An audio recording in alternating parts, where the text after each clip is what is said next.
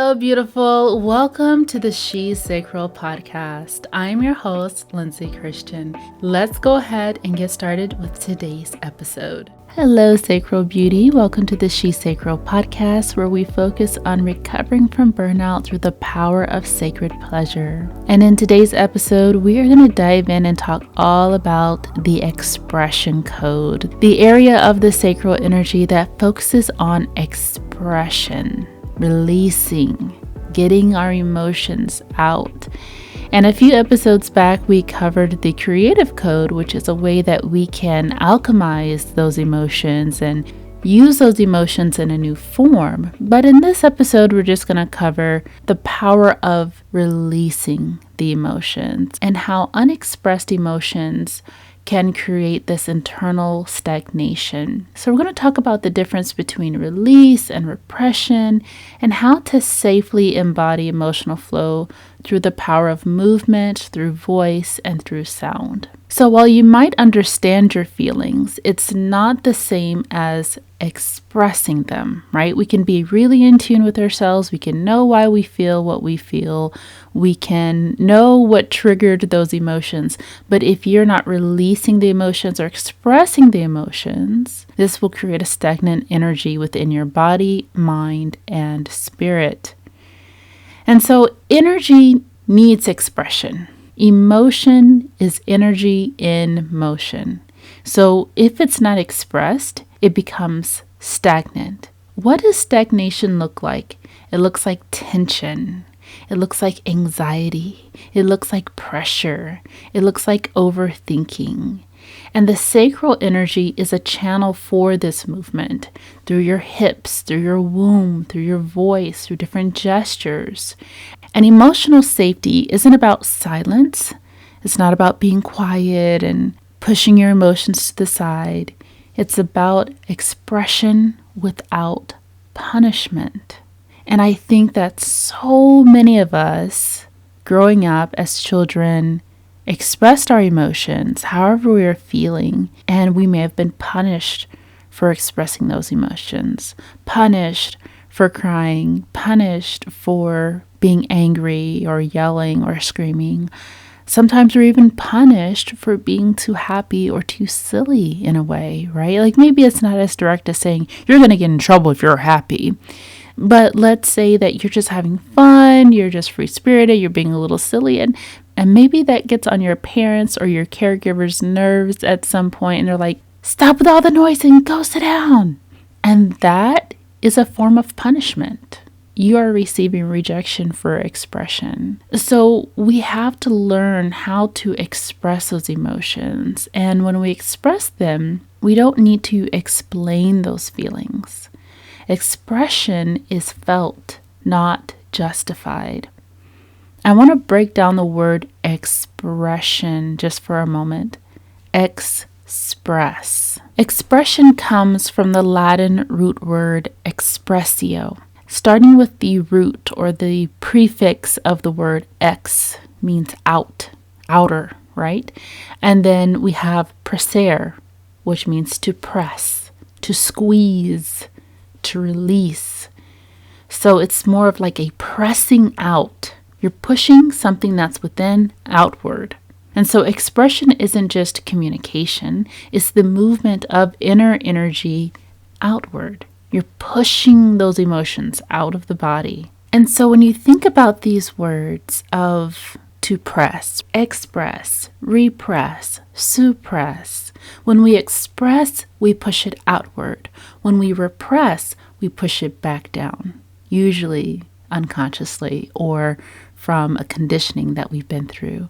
When we suppress, we push it away or under.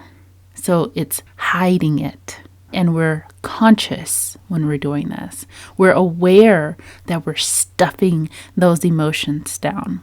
So when you express an emotion, you're releasing that pressure, right? Emotion is pressure. When you repress or suppress, you're containing the pressure. You're keeping that pressure in, and that's going to create that inner stagnation and eventually lead into symptoms like tension or numbness or explosive reactions because the energy, the emotions are trying to get out. That's when we really feel safe in our bodies, when the emotions are then released. We can't have an emotion that we don't already feel.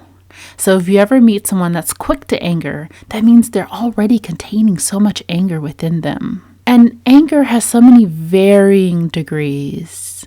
Even having a level of sarcasm is a form of anger.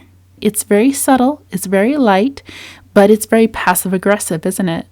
So passive aggressiveness is also kind of like this mixed energy of anger where you don't feel safe to express the anger, but it still comes out anyway. And one of the biggest emotions for me that really resonates with the energy of suppression and repression is resentment, which actually comes from the French word and Latin word resentiment. Resentment. And so means again, and sentir means to feel. So it literally means to feel again, but not in a positive way, not in that nostalgic way, not in that sweet way, but to continuously recirculate pain over and over and over.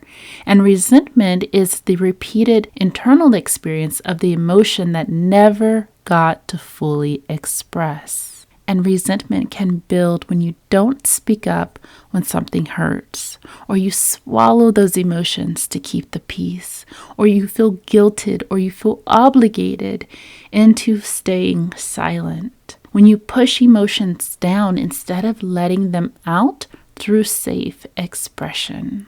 And it becomes stuck emotion on repeat. That's the part that makes it so dangerous. And to be resentful means that you are full of feeling that emotion over and over and over again, which will then lead you into a state. And that's how we start to alter our personality. And that's how we start to pick up those traits. You ever meet someone that just seems really bitter? There's nothing going on. New experiences are happening, but yet their perspective on life, their reactions, their responses to everything is through this filter of bitterness. That is from not being able to work through that emotion properly at the time when something made you upset.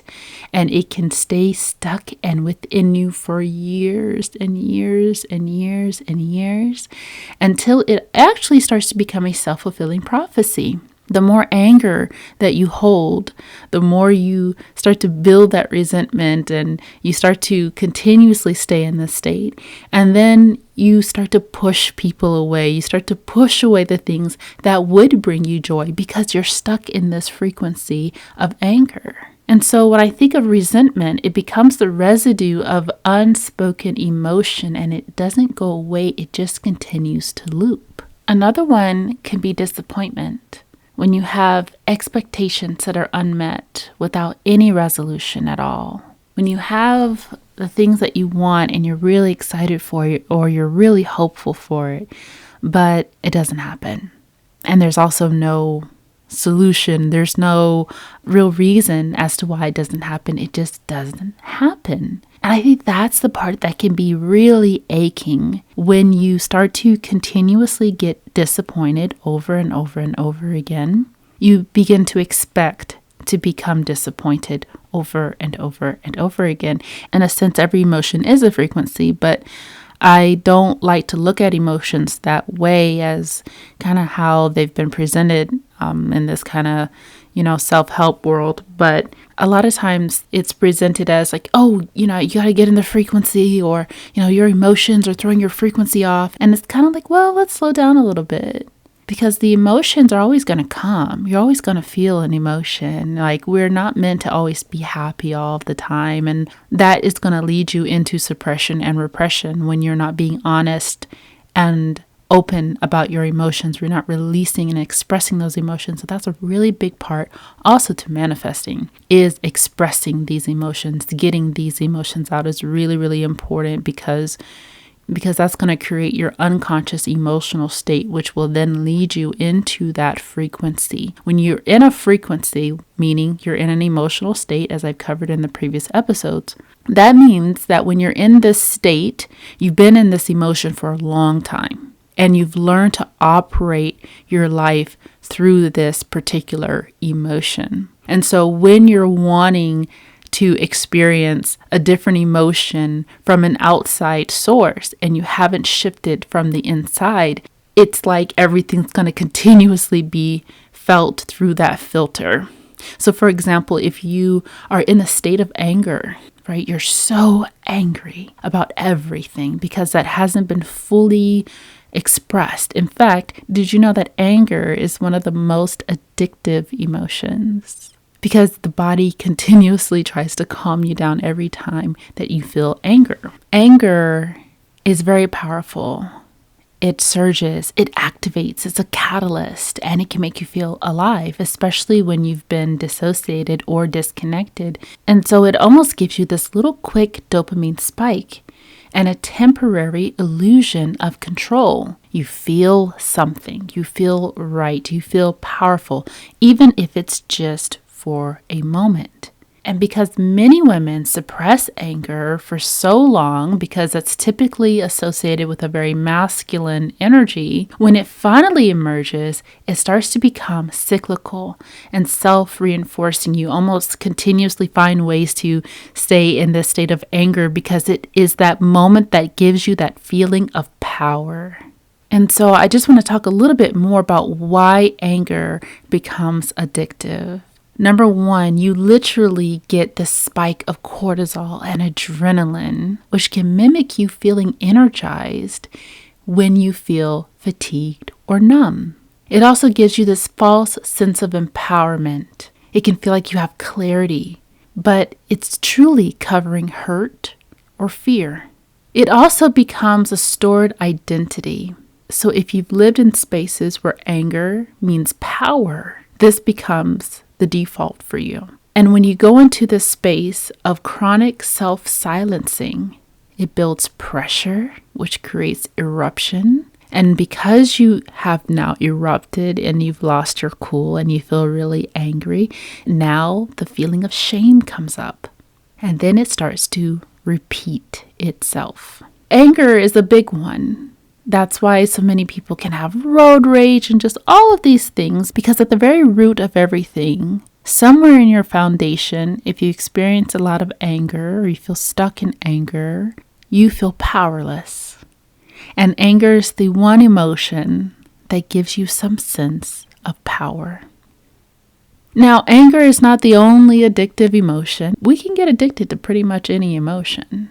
Now, they're not bad, but they become addictive when they're familiar, when you're used to feeling like that, when it's unprocessed, and when it continues to loop. And so if you're addicted to sadness or feeling just kind of melancholy, kind of think of Eeyore from Winnie the Pooh, or sadness from Inside Out, it becomes a comfort zone when you don't feel safe to feel happy. It can often be tied to feeling seen through suffering, especially in childhood. It's that emotion that gets people to say, "What's wrong? Are you okay?" It's almost like the emotion that helps us to feel cared for somehow. And it can create a loop of emotional collapse, validation, and then collapse again. Anxiety or hypervigilance is also another addictive emotional state. Sometimes it can almost mimic productivity or constantly being ready. And it's addictive because it keeps the nervous system in a state of alert. And when you feel like you're on alert, this gives you the illusion of control. And it can feel protective in chaotic or unsafe environments.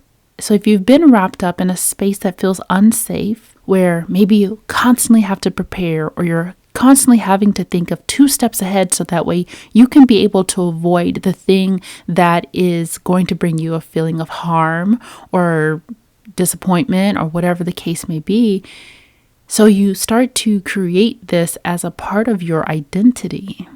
So it's almost a little clue that your environment your space, your lifestyle is rooted in a feeling of instability or feeling unsafe. Another one is guilt. It's especially very common in women that are conditioned to overgive. It becomes addictive because it signals you're being good or you're being selfless when you feel guilty. That means you have good morals when you feel guilty. That means that you're not a bad person if you feel guilty. That's what we've been taught. And it's reinforced by others' approval when you sacrifice yourself. And so if this is a common emotion for you where you feel guilty, you feel bad, why did I do that? We will almost make up things that aren't really our responsibility to hold to feel guilty about. We can almost get ourselves stuck on past experiences that have been long gone and still feel guilty about them. Meanwhile, the person has moved on. It didn't even affect them. They're not even thinking twice about it. They're living their life, and you're still holding on to this feeling of guilt. And the last emotion I want to cover before we move on to the next section of this podcast episode is shame. Shame is often rooted in early trauma. It becomes an identity. I'm the one who messes everything up. Or I'll always carry the burden, right? Or I can just never do anything right. Do you find yourself saying that? And it creates a spiral of isolation and then craving connection and then shame again. But not only that, sometimes it's not just in connection or something like that, but sometimes we can carry this feeling of shame for not succeeding. Honestly, we can carry shame for about anything. But I have realized, and I couldn't figure it out for the longest time, I would make all of these things to-do list. I would get the big planners. I would make all of these systems and I would incorporate tracking, right? I'm like, okay, did I do the thing? Let me check off, blah, blah, blah, blah, blah. And at times when I would finish something, it would feel so good. And I check it off and I'm like, yes, I feel accomplished. And then there were times where maybe something disrupted my day or something just didn't go according to plan and I didn't get to that particular thing. I started to feel ashamed. I started to feel like, gosh, I didn't do it again. I didn't do it again this time. And then you start to avoid it. You start to avoid doing the thing because you don't want to feel the shame of not doing it. So you hide it or you cover it up or you don't talk about it or you just plain don't do it. It's one of our lowest emotional frequencies that we can carry because it represents us hiding ourselves. And shame is even talked about in the Bible, right? Not to be all biblical, but in the book of Genesis, shame enters the story immediately after Adam and Eve eat from the tree of knowledge of good and evil. And the passage or the scripture that's there says, then the eyes of both were opened and they knew that they were naked, that they sewed fig leaves together and made themselves coverings.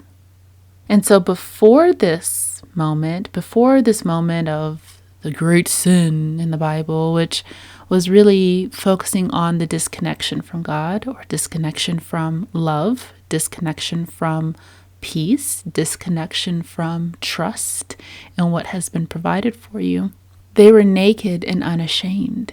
They didn't carry shame with their bodies. They didn't see their bodies as shameful. They were in full presence in their bodies, in pleasure, in enjoyment, in union, with no separation between body, spirit, and divine connection.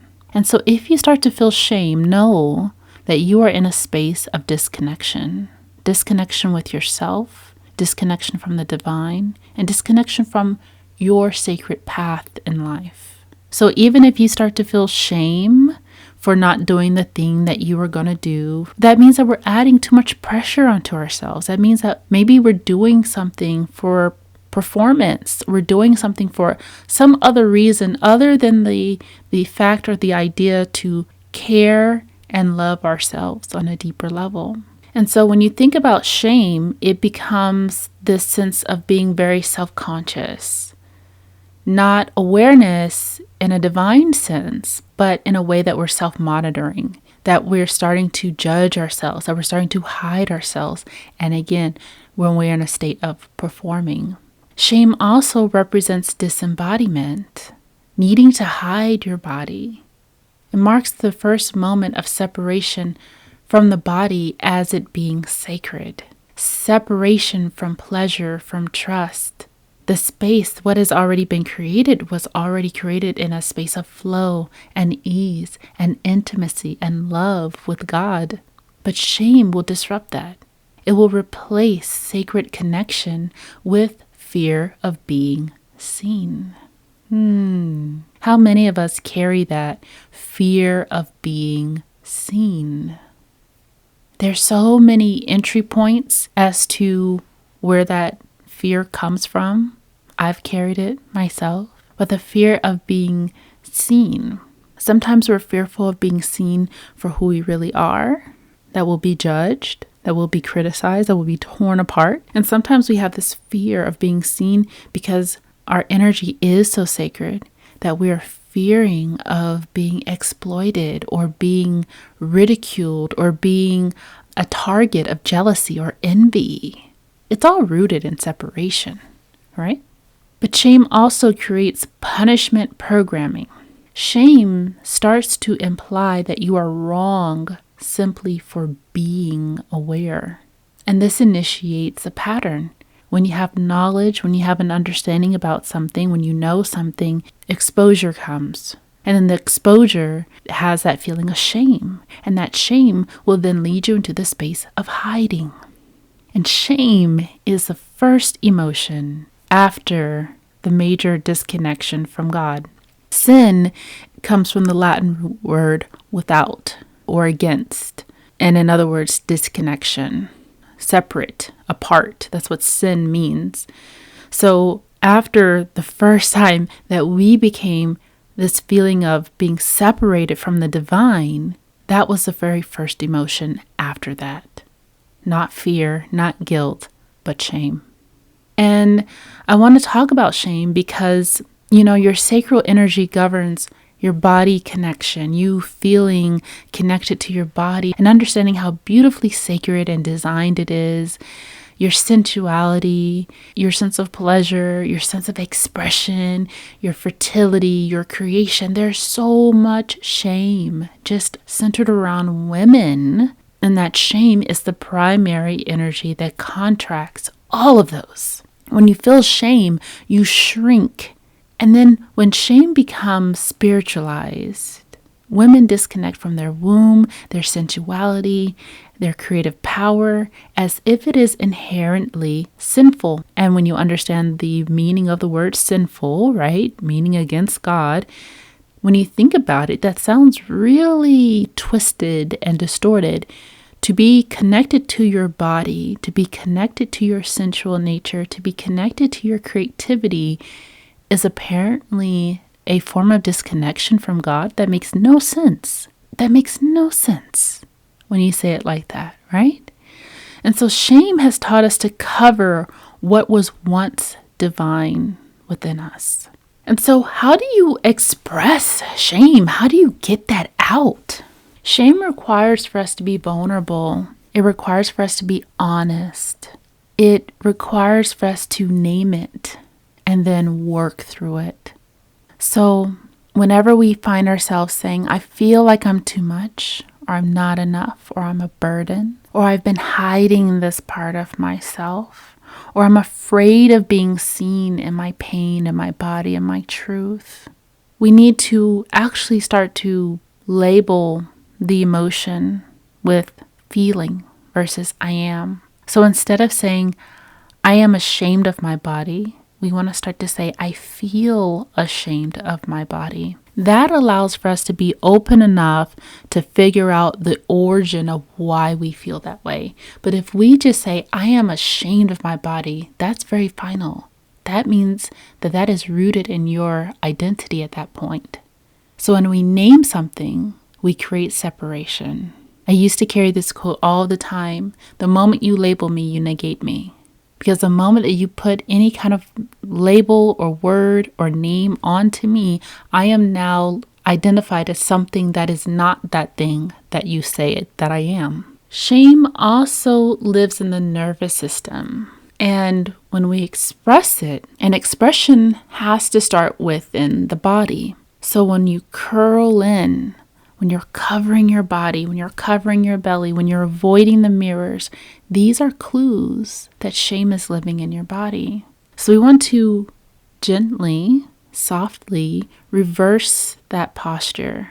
Place a hand on your heart and your womb. Sit or stand upright. Breathe into your belly and say, I am safe to feel what I have been hiding. To be able to give yourself that beautiful gift to say, I am safe to feel what I've been hiding. Let that sound come out after you say that. Whether it's a sigh, you need to cry, or you're trembling, or you're moaning. Whatever raw sound comes out is raw healing. The next way to release and express that shame is to write it out, to speak it, to whisper it, not pity or perform, but release, to free yourself. One of the things that I actually did, and this was a couple of years ago because I recognized I was getting really stuck in a space, I started to do voice journaling. And man, some of those voice journals were really rough. Some days I'm crying, some days I'm yelling at the phone. I don't understand. What is this? What is going on? Right? But it helped me to really see my blind spots, to see what I was holding, what I was carrying. And the moment that I was able to express that, the moment that I was able to release that and hear that, I could immediately know what I needed to do next. Mirror truth telling is another way that you can begin to express that shame and give it a container. Look into your own eyes and start to say, I forgive myself for whatever it is you've been holding on to, or I no longer carry the weight of. And one of the things I really enjoy doing is a burning. So writing out what I've been holding in, writing out what I dare not speak out loud, but writing it all out and then burning the page when it's done. It's something about seeing it dissolve without judgment, but knowing that it's being transmutated through the power of fire. Another way that shame can be released or expressed is by allowing someone to see you if you feel safe to. That's the key. You have to be with someone that you feel safe with. Shame is healed when you're in safe presence. So whether this is a trusted friend or a therapist or a partner or within the divine, right? If you have this connection with God or the divine, whatever word you use to identify the divine creator for all of us, you can say, I need to say something I've never said out loud. Please just listen. And sometimes the most healing thing is someone saying that doesn't make you unworthy. That doesn't make you less than. That doesn't make you a bad person. That doesn't make me see you any differently. I still see you and I still love you. And it's okay. Sometimes those two words, it's okay, is so comforting. It is so comforting. My only challenge with this is that not everyone is truly a safe space. And maybe in that moment, they're safe with their reaction. They're safe to give you that moment to release and say whatever you want to say or get off your chest. And then time passes and then they bring it back up again. And it's like, whoa, I don't want to continue focusing on that past that moment that I shared that with you. And so that can kind of start to re-trigger those feelings back again. So it's kind of tricky. I'll be honest, it's kind of tricky because it's like, yeah, I mean, I had a moment, I had a vulnerable moment, but I don't want to carry that, right? And now it's living in that other person's mind and you can't erase it. You can't delete it from their mind. It's there now. They're aware of it. And so that can be kind of tough sometimes. But I have created a very safe space for our private community for like-minded women that are on the same journey towards reconnecting with your body through sacred pleasure and coming out of burnout. And so if you want that safe space to just vent or just get things out, it's really nice to be in a room full of strangers that don't have any biased opinions about you, but we can just start off by creating a space where everyone feels safe. So if that is something that you're interested in, then click the link down below. You can also utilize the power of creativity, which we talked about in the creative code, so that you can allow yourself to transmute and alchemize that emotion into art or movement. So whether it's dancing with slowness or just releasing that energy, or painting without having to make it pretty. Maybe you're painting the most ugliest thing in the world. Whatever it is, maybe it's just full of darkness or a story that's tied to it. Whatever it is, help yourself release it. And so I know we talked a lot about shame, but I just felt like that was such a powerful emotion that oftentimes is the most suppressed and repressed, that we don't release, and it will actually create so many blockages for your success, for your prosperity, for your abundance, for love, for whatever it is that you're trying to receive when we're in the space of shame. And it makes sense, because if we're in a space of shame, if we're carrying that, we're disconnected from ourselves, we're disconnected from the divine. And when you're in a space of disconnection, how are you to receive the thing that is supposed to be connected to you? So something to think about. Again, no pressure. Take your time. It's all about feeling safe. So let's dive in a little bit more and talk about what happens when emotions are suppressed. What happens when we hold them in for so long? You start to have tight hips. If you notice your hips are really tight and locked up, you have creative blocks. Your libido gets shut down. You may run into digestive issues because we have so many emotions that we hold in our middle to lower areas of our bodies. And anytime you feel nervous or you feel afraid, don't you feel it in your gut? You feel that weird little tension in your belly area. And sometimes I just don't think we're aware of how much we're holding it in our womb space, in our lower pelvis, in our hips. But we tighten our bodies up when we feel fear, when we feel negative emotions unconsciously. This is just what the body does, and we hold it. And so if you keep repeating those emotions and feeling those emotions and you're not releasing them, the body just keeps holding them and holding them and holding them in that space. And so emotional storage becomes normal. You start smiling through the pain, pushing past grief, and numbing your sense of excitement. You begin to overanalyze instead of releasing that emotion. You start overthinking about the things that you're feeling. Instead of just releasing them, you start judging those emotions. And over time, those unexpressed emotions continuously become disconnection. Some signs of suppressed emotion in the sacral area can feel like feeling frozen, as we talked about in the frozen code, or feeling stuck, even when life is okay. Like after we've gotten through those storms, you can still carry that feeling of stuckness or feeling frozen. You can feel numbness or feeling apathy or just kind of meh about everything. And you feel very overwhelmed by really small triggers because your emotional body is so full. Isn't that crazy to think about that your physical body can be empty, but your emotional body can be so full? Your emotional body can be overweight, right? And I do believe that your emotional body will find its way to then reflect itself into the physical body. So I ran into this where I started to have a lot of stubborn weight gain, but I was having a lot of emotional weight that I was not releasing. So it's important to know that you are not made to hold all of that emotion. You are made to move through that emotion. And so safe expression can be through sound, through movement, and through breath. And your sacral releases through rhythm, through vibration, through breath. Your sacral energy is already the space of something very cyclical. It has a rhythm, it has a pattern, it has a vibration to it. And so it's connected to so many different areas of your body.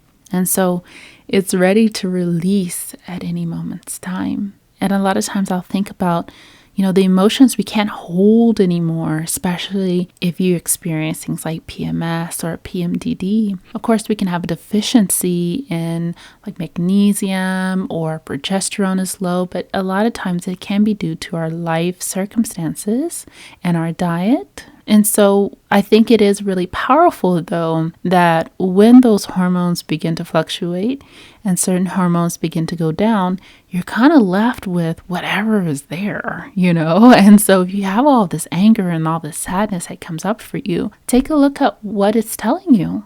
Yes, of course, we want to take this holistic approach. We want to have the right diet so that we're nourishing our body and our nervous system and, we're getting the right types of foods to support our mood and our mental health and our brains, but also being aware that if we have something that keeps coming up on a regular basis, our body is asking for us to look at it in a deeper way. Your voice is really powerful. That throat chakra energy is really powerful for sighing, just humming, singing, and speaking the truth. That's why your throat chakra loves to be nice and clear. Movement in your hips, spirals, shaking, dancing, walking, swaying. Movement is so powerful for getting that energy out.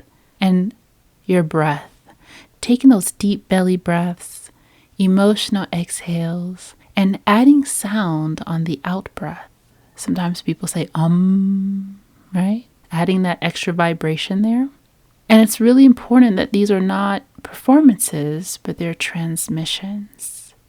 And I think that in this space, I personally struggle sometimes because I'm like, I love practicing all of these things. I love doing all these things. These things are very sacred to me. But of course, I want to share them at times as like practices that you could do. Like when you get to social media, you want to share a video of some of these practices. But in that moment, it is so performative. It is so performative. Just to know, like, you got to set up this camera, you got to do all this stuff, and then you got to naturally put yourself in the space. So I kind of struggle with that a little bit, where it's like, I want to share this, but then how do I share it? So I'm just being mindful that we're not performing these senses of expression, but we're doing them to free ourselves. And know that you don't need words or an apology. Just let your body speak before your mind tries to edit it. And so I want to share with you just a little personal expression ritual that you could do. Some things you could do is like a little morning emotional check-in and just kind of see what feelings are coming up for you today, what feelings are kind of pulling on your attention starting off in the morning, and how are you feeling? And choose one form of expression. Whether you're going to do movement, you're going to work out, you're going to do some stretches, you're going to do some dancing. Or maybe you'll use your voice. Maybe you'll do some singing or some voice note journaling, or practice some mantra repetitions or some affirmations can be really powerful as well. Writing. Oh, writing is so good. Journaling, scripting, writing out whatever is in your stream of consciousness. Poetry, raging as you're writing. That's also really powerful as well. Or maybe you just want to come back home to practicing your breath. So just some deep exhales with sound is going to be really powerful. In fact, let's just go ahead and do that right now, because I'm pretty sure every single one of us has some emotions that need to be expressed. So let's take a deep breath in. And we're going to exhale with sound. Ooh. Again, deep breath in.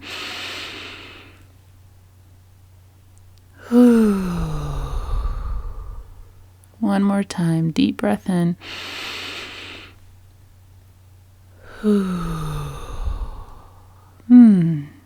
That felt really good. I hope it felt good for you in that moment to release through your breath.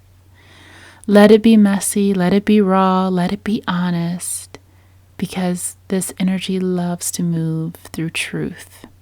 And unfortunately, especially when it comes to manifesting, it's going to be really hard for things to come your way when you're holding these negative emotions in your body and in your mind and in your spirit. We want to release them and express them, because when we express these emotions, we make room and openness for new, exciting, loving, positive emotions to come in. All right, so remind yourself that your emotions deserve space, that you can release that energy through expression, and it is safe to feel seen, to be felt, and to be heard.